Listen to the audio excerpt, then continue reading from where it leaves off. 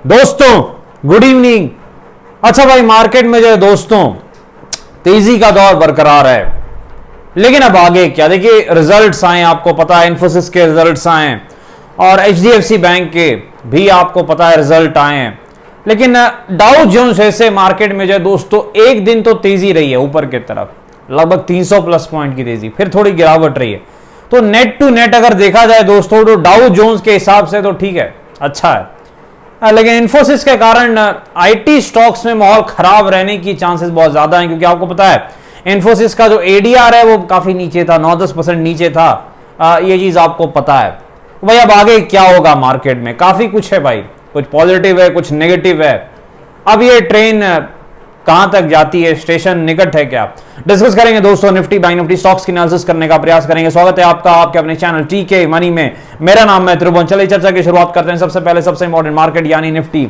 देखिए दोस्तों, हमने डिस्कस किया कि डाउ जोन्स के बारे में कि वो लगभग एक दिन ऊपर है एक दिन नीचे है, लेकिन स्टॉक्स में कहीं ना कहीं इन्फोसिस का रिजल्ट तो आपको पता है थोड़ा जो है नीचे की तरफ है, लेकिन एचडीएफसी का रिजल्ट जो है वो लगभग आप एवरेज कह सकते हैं, जैसी उम्मीद थी लगभग वैसा ही रिजल्ट है। कुछ चीजें जरूर ऊपर नीचे हैं, लेकिन ठीक है भाई, एचडीएफसी बैंक है, ठीक अच्छे रिजल्ट्स हैं ओवरऑल। लेकिन अब आगे क्या? सबसे पहले दोस्तों विक्स कहां पर है? लगभग 12 के आसपास है, 12 के आसपास इंडिया विक्स वॉलेटिलिटी इंडेक्स है। तेजी मंदी का क्या दौर है दोस्तों? कैसे तेजी और मंदी के बारे में हमें सोचना है? देखिए सबसे पहले अगर तेजी करनी है, फिर से जैसा हमने पहले डिस्कस किया था कि 730 के ऊपर तेजी करनी है और 830 का लगभग टारगेट है, वो अचीव हुआ थर्सडे के दिन, मार्केट गया भाई वैसा। अब आगे क्या है? अब 830 है।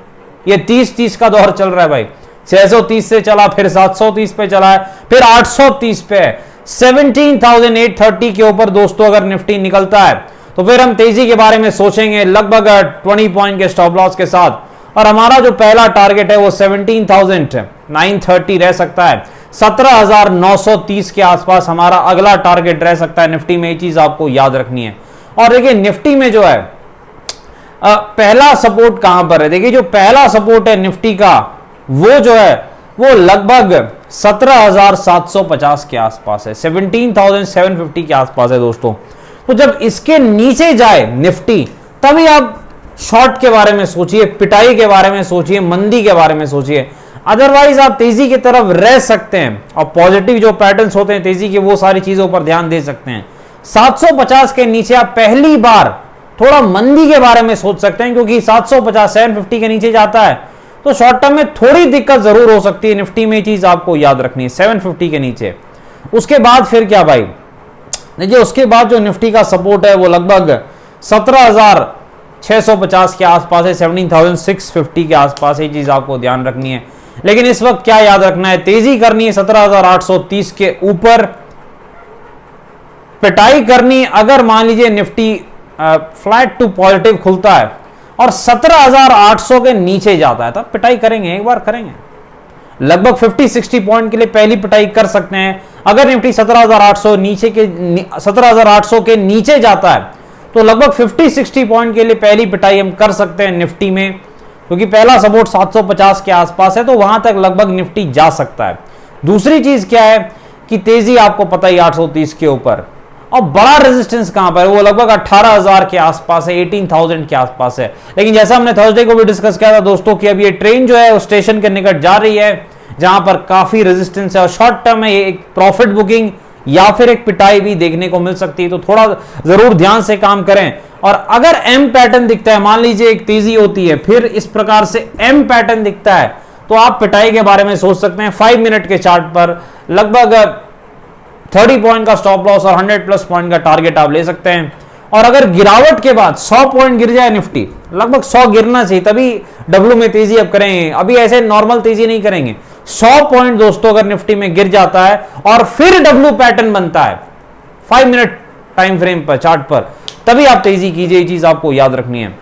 चलिए चलते हैं यहां पर निफ्टी बैंक के पास। निफ्टी बैंक में जबरदस्त तेजी देखने को मिली है, लेकिन अब आगे क्या?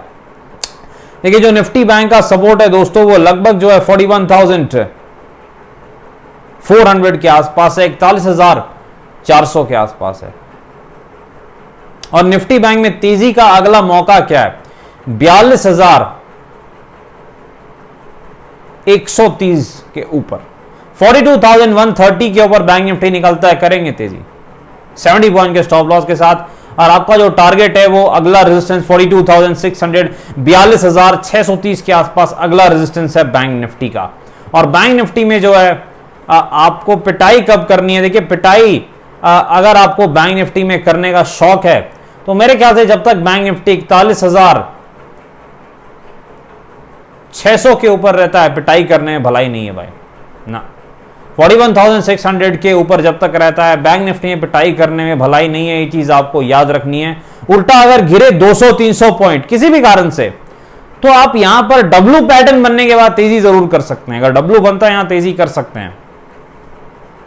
और एम में तो पिटाई है, वो अलग चीज है, आपको पता है। स्टॉप लॉस 70 पॉइंट का, टारगेट 300 पॉइंट का लेके चल सकते हैं। अरे स्टॉक्स में चलते हैं, सबसे पहले इन्फोसिस के बाद दोस्तों। इन्फोसिस आपको पता है रिजल्ट्स आए और अब बड़ी गिरावट इन्फोसिस का एडीआर दिखा रहा है, तो 5-6% तो ये नीचे गिरेगा, इसमें कोई शक नहीं है कि 5-6% की जो गिरावट जो है वो तो क्लियर कट दिख रही है इन्फोसिस में। तो क्योंकि सपोर्ट ये ब्रेक कर रहा है, 1385 का सपोर्ट ये ब्रेक कर रहा है, तो इसका जो अगला सपोर्ट है लगभग जो है दोस्तों वो लगभग 1300 के आसपास इसका अगला सपोर्ट है, 1280, 1280 के आसपास इन्फोसिस का अगला सपोर्ट है। तो अब कहीं ना कहीं थोड़ी गिरावट दिख सकती है, लेकिन लॉन्ग टर्म के लिए मेरे ख्याल से एक अच्छा मौका है इन्फोसिस में, क्योंकि डिविडेंड डील भी अब इस रेट पर ठीक ठाक हो जाएगी, लगभग 2.5-3% के आसपास पे। और जो रेजिस्टेंस है इन्फोसिस का, जो पहले सपोर्ट था वो रेजिस्टेंस बन जाएगा दोस्तों 1400 के आसपास इन्फोसिस का रेजिस्टेंस। एचडीएफसी बैंक के पास चलते हैं। एचडीएफसी बैंक देखिए जो रिजल्ट्स हैं वो कहीं ना कहीं मिक्स रिजल्ट्स हैं एचडीएफसी बैंक, लेकिन अगर 1700 के ऊपर जाता है तो ये बड़ी तेजी दिखाएगा, 50-60 पॉइंट ये पक्का भागेगा एचडीएफसी बैंक, ये चीज आपको याद रखनी है अगर 1700 के ऊपर ये निकलता है तो। और एचडीएफसी बैंक में सपोर्ट कहां पर है, देखिए जो सपोर्ट है वो 1630, 1630 के आसपास है एचडीएफसी बैंक का सपोर्ट। एटीजीएल के पास चलते हैं, 1000 के आसपास रेजिस्टेंस है, जो सपोर्ट है दोस्तों एटीजीएल का वो लगभग 790 के आसपास है, 790 के आसपास है। एमसीएक्स में भाई 1540, 1540 के आसपास रेजिस्टेंस है, जो पहला सपोर्ट है एमसीएक्स का वो लगभग 1360, 1360 के आसपास है। डिस्क्लेमर आपको पता है दोस्तों, वीडियो एजुकेशन और इन्फॉर्मेशन पर्पस के फाइनेंशियल एडवाइजर से बात करें बाजार में काफी जोखिम है, थोड़ा ध्यान से काम करें। धन्यवाद।